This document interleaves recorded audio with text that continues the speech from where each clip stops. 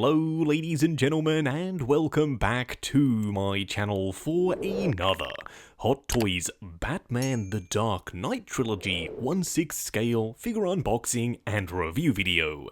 And it's always a very special day when a new DX figure comes in. Today we'll be taking a look at none other than the DX19, the new and improved version of Batman. I'm pretty sure this is the 4th time Hot Toys have made this suit, so fingers crossed they've got it right.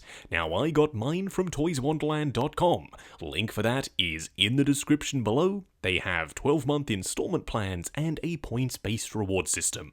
If you do like seeing early Hot Toys unboxing and review videos, why not hit that subscribe and bell notification icon so you're notified as soon as a brand new video goes live on the channel. What we are going to do now though is get the box laying flat in the light box and do the unboxing. Here of course we have the box art, and because this guy is a DX, Hot Toys have gone all out. It's a nice oversized box made of very thick sturdy cardstock, and it also has this very interesting rubberized finish all over the box. It feels very high quality, although it is a fingerprint magnet. You do have an image of Batman himself front and center in grayscale, the Dark Knight Trilogy logo done in a nice chrome silver. You do have another Batman logo on the side with a catchphrase of sorts? Batman, Defender of Gotham City. I don't think he was ever quite referred to as the Defender of Gotham City in the Nolan trilogy. Around the back you can see all of the warnings and legal information. Now it does slide open from the side. Usually DX boxes do flip open like a book. This might just be one of the first times we've seen one of these slide out boxes.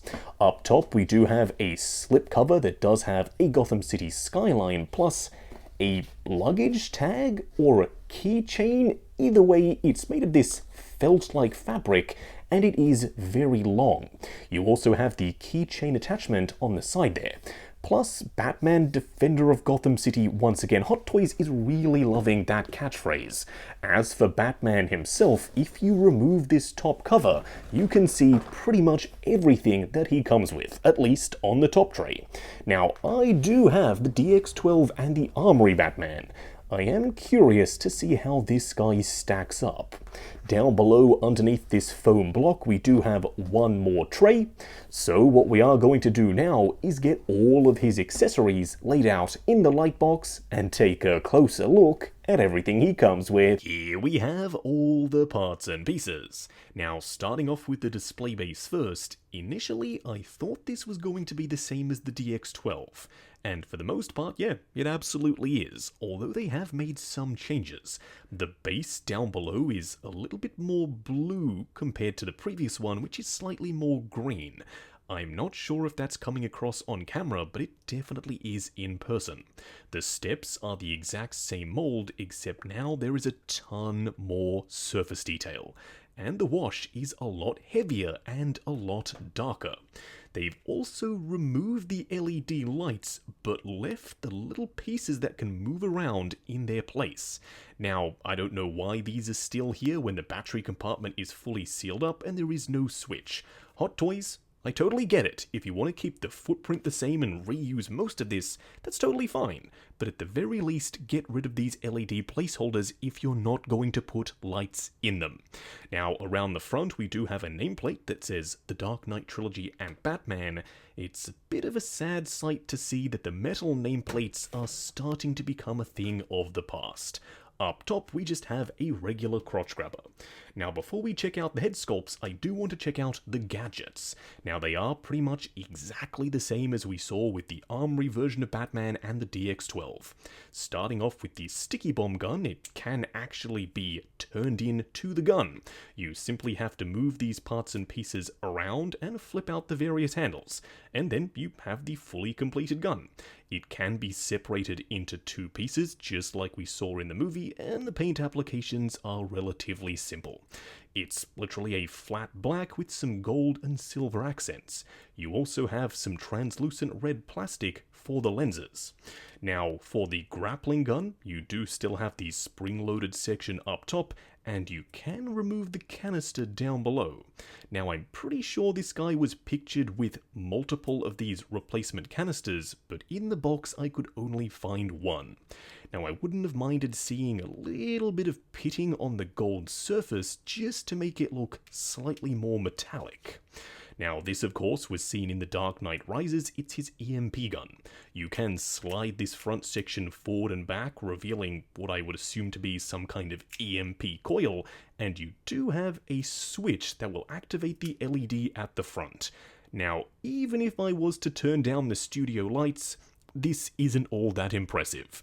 If they were going to do LEDs, I reckon they should have done a strip all the way down from top to bottom.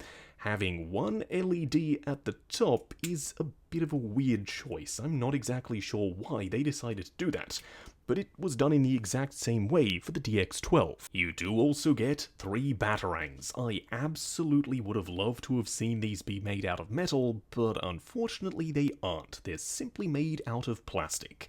They do have this kind of metallic bronze gold finish, and they do catch the light rather nicely. But being actually made out of diecast would have been something that would have set this guy apart from the previous 2 versions of this suit for Batman. You also get 2 mines, but they are both activated. I would have loved to have seen one that wasn't activated as well as one that is. What I mean by that is these little spikes only came out when the bomb was primed. When it wasn't, they were simply resting inside the mine itself, but you do get 2 of them. Now let's discuss the Bruce Wayne head sculpt. I really like the way it looks, in comparison to the one that came with the DX12 and then subsequently the Armory. There is a big difference here. The head sculpt is actually slightly larger and the skin tone is slightly more realistic. Now, overall, it's going to be up to you to decide which one is your favourite, but for me, the new one takes the win. And finally, his eyes are the correct lighter hazel brown colour. Now, the studio lights might be making them look a little bit darker, but trust me, in person, they are the correct colour finally. The hair does have a ton of sculpted in texture and detail, and so too does the skin. The paint applications are also very impressive. We will be checking that out on Batman as well as on the Armory Bruce Wayne body a little bit later on. You also do get this neck collar piece, which will have to be used with that head sculpt. As for the Batman cowl, you do get 2 in the box. One that has the sonar eyes and one that just simply has normal eyes. Let's discuss the sonar one first. Now, you do have a battery compartment and a switch down below, and the sonar LEDs are incredibly bright. They are actually pretty blinding, so do be careful not to look directly at them when you do pop the batteries in, because you may experience some loss of vision because of how bright they actually are. They do look really good. Now, the mouth plates are interchangeable between both this cowl and the standard one, so you don't have to go with this open mouth expression. You can just use one of the closed mouth ones if that is your preference. Now, for me, I won't be actually having him displayed with the sonar head. I will be using this one. I really like the way this looks.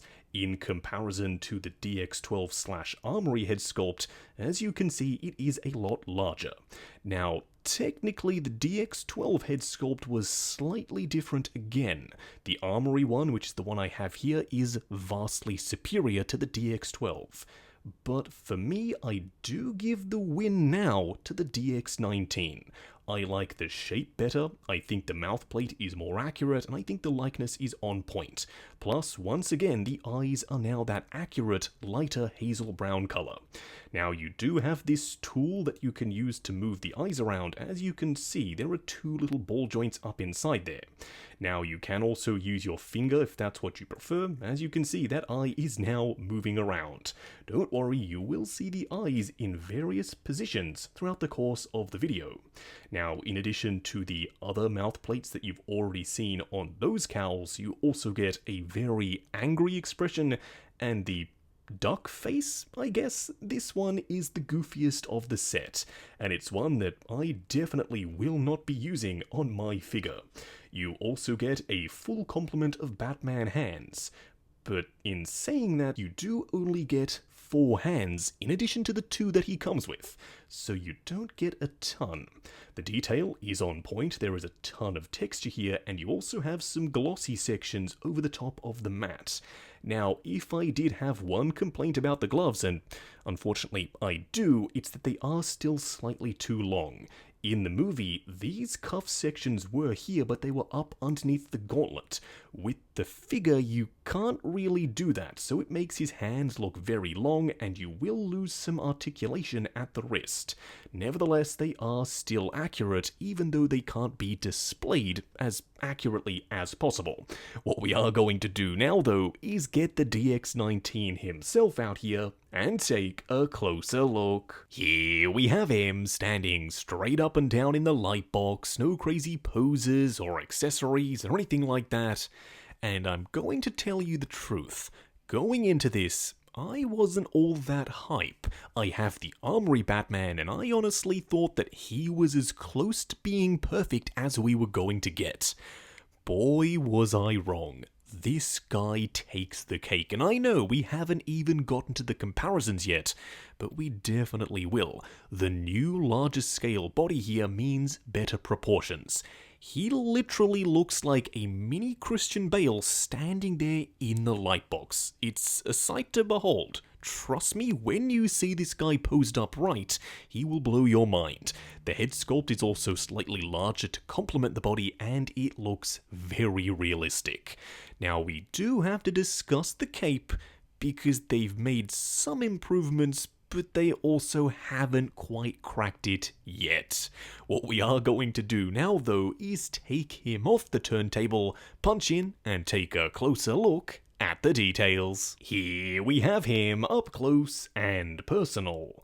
Now, quite surprisingly, Hot Toys have made a ton of changes and improvements here, some that I really wasn't expecting. Now, let's talk about the head sculpt first. We will be trying out the Bruce Wayne head sculpt on the body in just a second, but the main cowl sculpts are both magnetic. Now, it seems like the company that's trying to sell you these figures with their unboxing videos seems to always show these magnetic head sculpts with very long necks. I'm pleased to report that the neck is fine. I have no issues with the length. Now, if you pose it with the head sculpt looking up and the neck fully extended, then yes, it will look slightly goofy. But Batman never really is posed that way. He's always looking slightly down, so he's more mean and menacing. And when you do that, everything is in proportion. It's totally a non-issue. Now, you can of course pop on the sonar head sculpt with those super bright eyes, and it's magnetic, which is my favorite way of doing things when it comes to swapping out cowled head sculpts. You also have a ton of range of motion, which you will find out more about when we get to the articulation segment. Now, we do have to address the cape. It is tucked into the armor, and it does clip into place very securely. They have tried their best to get the material as light as possible, but they didn't address the one key issue. It's not black velvet, it's this kind of charcoal grey fabric. Now, as I said, it does tuck in and you have the pleats up the top, but you also have this very visible stitching around the outside. Hot Toys, this is not the right material. You also have this very weird section up underneath that's almost like a silk material. I don't really know why that's there. Maybe it's to keep the pleats in place, because when you start to futz around with it, it starts to unfurl and look absolutely awful. You will need to fold it back under and tuck it away to get it to sit nice and flat. This cape will be removed from this figure immediately after the recording of this video, and I will be installing a stunning black velvet custom cape. I think that's going to be a huge upgrade.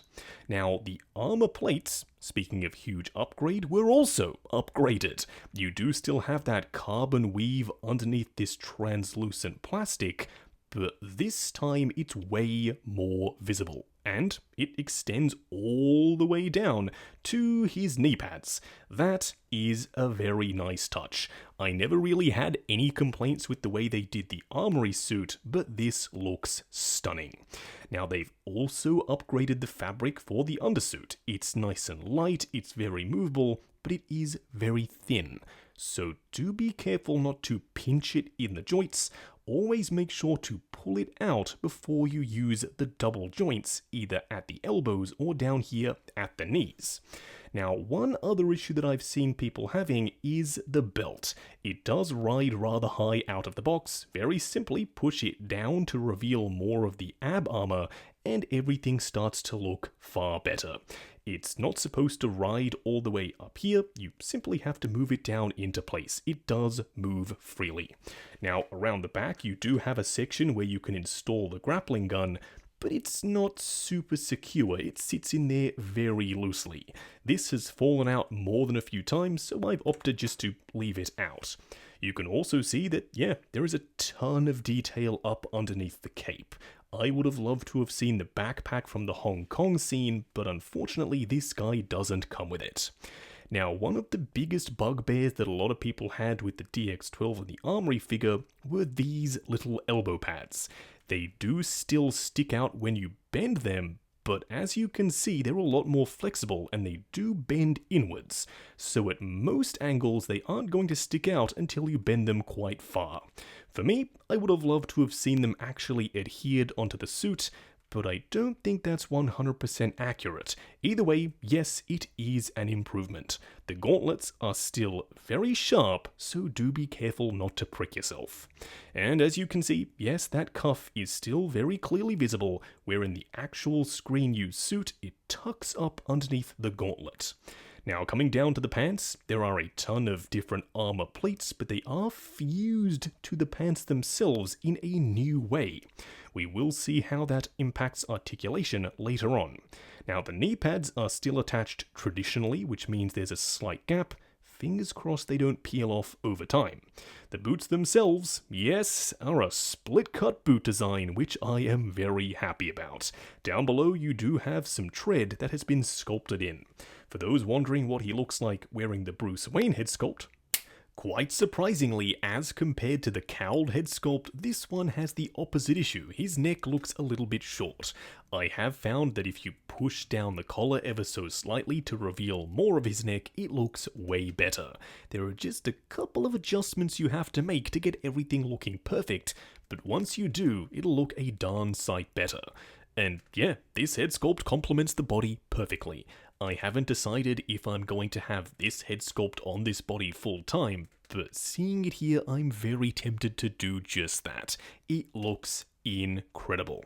Now, at the end of the day, it is going to be down to personal preference which combo you prefer, but do let me know down in the comments below. Now, for those wondering, I'm pleased to report that, yeah, the new head sculpt absolutely fits on the Armory/DX12 body. And when you pop it on there, surprisingly, it's a pretty big upgrade. Now, the head is slightly larger, and that's not going to work for some. But for me, it fills out the body, it makes him look more in proportion. I think the larger head sculpt works here. In fact, all of the people out there making custom head sculpts tend to upsize them a little bit compared to the one that he originally comes with.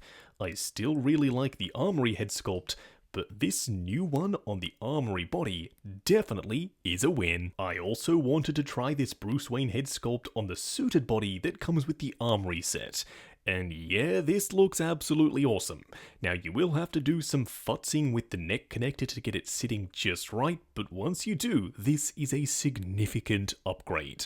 Now, I know I said earlier that I was tempted to use this head sculpt on the Batman body, but now that I've seen this, yeah, this is how he's going to be displayed in my collection. Now for a quick side-by-side comparison, here we have the DX19 on the left and the Armory Batman on the right, who works as a stand-in for the DX12 because they pretty much sit at the exact same height. And as you can see, the DX19 is taller. There's no two ways about it, he's just a straight-up bigger figure. Does that bother me? No, absolutely not. It just means he's now in scale with more modern Hot Toys figures, but it does also mean he's going to be slightly taller than the older Nolanverse figures. Now, if Hot Toys does continue to do 2.0s of all these Nolan figures, then it shouldn't be a problem going forward. But for now, this Batman is definitely going to stand a lot taller. At the end of the day though, he is Batman, and he is the main character, so him being the biggest in the lineup, even though I know it's not technically 100% accurate until everyone else is updated, it's not necessarily the worst thing in the world. Next up, here we have him alongside the DX11, and as you can see, as we discussed just a moment ago, he is significantly taller. But again, he's Batman, he's bigger, it works for me.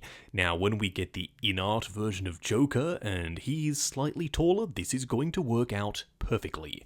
And who knows, Hot Toys might be secretly in the background working on their own version of Joker that again will be slightly taller. They simply don't use these smaller scale bodies anymore. But as it stands right now, yes, this Batman is taller than the DX11. As for Bane, he too very clearly is shorter. This is a figure that I think definitely needs a 2.0 reissue.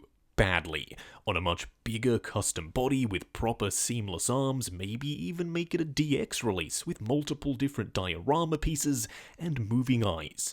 But as it stands, yeah, DX19 once again is the taller of the two. Seeing as Two-Face is a 2.0 version, a much newer, updated figure, he's also on a larger body, and this scale works perfectly for me. Now yes, he is still shorter than Batman. Now Batman is wearing big, thick, chonky boots, and he's got some pretty pointy ears on the top of his head, so that does add to the height. But overall, yeah, this scale definitely works for me. And lastly, alongside the original Catwoman, she is shorter, but not as short as I was expecting. I guess those high-heeled boots do give her a lot of height. I am curious to see what the new Catwoman looks like height-wise stacked up alongside the DX19, but this right here, by no means at least in my opinion, looks bad. This is totally serviceable in the display. Just going over articulation. Now bear in mind this is my personal copy of the figure, so I'm gonna be a little bit more careful. I'm sure when you get yours in hand, you can push the joints slightly further than I am willing to go. Now, starting off with the head sculpt, it is on a magnet, but it's also on a ball joint at the base of the neck. Independently, they do get a decent range of motion, but combined, you get a ton of range. You do, of course, have swivel and pivot side to side. The arms will go up to there, they will go forward and back on soft ratchets, and the shoulder pad is a separate moving piece. Butterfly joint at the shoulder that also hinges up and down, swivel at the bicep, a double bend at the elbow that does get you past 90, plus a regular 1/6 scale wrist pec.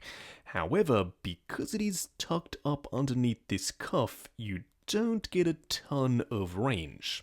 Now the torso does crunch forward and back, swivel and pivot side to side. The legs do go forward to there and surprisingly hold fairly well. They will go out to there, swivel at the upper thigh, a ratcheted double bend at the knee, and of course a double ball peg with a split cut boot design for the ankle. Moving on to the 3 cool and 3 annoying things. The first annoying thing is of course this cape. Now I can very clearly see that Hot Toys tried. This is a marked improvement compared to their previous attempts, but it's still not quite right. It is that nice lightweight drapable fabric, but it bunches up weirdly at the shoulders and it's far too light. This is supposed to be black velvet. Hot Toys, if you need me to go out and buy a sample of black velvet and send it to you, just send me your address. We can totally get that done. Because as it stands, this cape just isn't quite right. The second annoying thing is a bit of an awkward one, and I went back and forth as to whether or not I should include this, but at the end of the day I decided, yeah, let's go for it. It's the crotch plate. For some reason on the DX19 it is huge. The armory figure on the right here, as you can see, is a lot smaller and it doesn't draw your eye, whereas this one is much bigger in every perceivable dimension. It's also a lot thicker, so it literally stands out in front of the rest of the suit. I don't exactly know why Hot Toys paid so much attention to making this crotch plate as big as they did, but as you can see, yeah, it definitely stands out. The third annoying thing is that there's one very clear omission in the accessories department, at least in my opinion. You do get the sonar cowl and the sticky bomb gun, but he was wearing something on his back in the scene where he used this in The Dark Knight. The backpack. I don't know why they decided not to include it here. The only way to get that currently in 1/6 scale is with the DX02. I understand, Hot Toys, you want to keep the value there for OG collectors with the original release. But it's also been a very long time, and I know more than a few people who probably would have wanted to display this Batman wearing that backpack. Me included. The first cool thing is the material they've made the suit out of. It's actual fabric, so it's not going to stick to itself, and the armor plates over the top actually move with the fabric.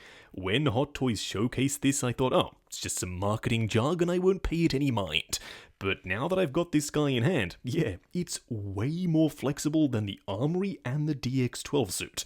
I thought they were pretty much just going to reuse it, but I'm super glad that they didn't. The second cool thing is this brand new Christian Bale head sculpt. Now, we already compared it to the DX12 one, and I think there is a marked improvement here. Initially, I wasn't sold based off the blogger photos, but now that I have it in hand, yeah, the likeness is on point from pretty much every angle, at least in my opinion. I know because this is art, and all art is subjective, that some people aren't going to love it and some people are. Do let me know what you think about this head sculpt though down in the comments below. The third cool thing is that they didn't actually reuse the DX12 base, at least not entirely. They have made a ton of changes to the surface. Now, this still might ruffle a lot of feathers, but for me this is different enough to still allow both display bases in the collection. Just wrapping up on the Hot Toys DX19 Dark Knight Trilogy Batman. Now, I'm fairly certain you and I both had the same question in mind at the start of the video, and it was a very simple one. Is this now the best option in 1/6 scale for a Dark Knight Batman? And at the end of the video, I feel that I can confidently say, yes. Yes, it is. That doesn't mean he's perfect though. So if you've done some mods to your Armory Batman and you don't mind him being slightly shorter, then this I don't think is a 100% necessary upgrade, because the Armory figure is great.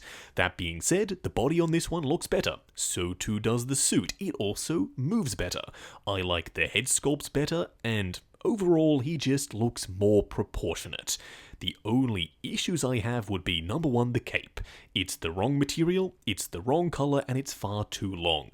I would have loved to have seen an actual black velvet cape, or even a wired cape, but we got neither of those two things here. It literally is the most inaccurate thing on this figure. The other would be the gloves. The little cuff sections around the bottom are supposed to tuck into the gauntlet. Because they are here and very clearly visible, you don't have a ton of wrist articulation, and they do look slightly long. But other than that, this guy is outstanding. So if you were on the fence and you don't have a Dark Knight Batman, yeah, this is the one to get. If you have Armory Batman and you are planning on picking up the new larger scale other characters, such as Two-Face and Catwoman and whoever else they decide to make, then it might be worth upgrading. But if the Armory Batman is already serving you very well, then you might just want to end up sticking with him. Now, I did get mine from toyswonderland.com. Link is in the description below. They have 12-month installment plans and a points-based reward system. While you're down there, check out the link to 6 Scale Network, the Facebook group. Come along, chat figures, share photos of your collection, and of course, see what's coming up next on the channel. Like, comment, and subscribe, and we'll catch you in the next video.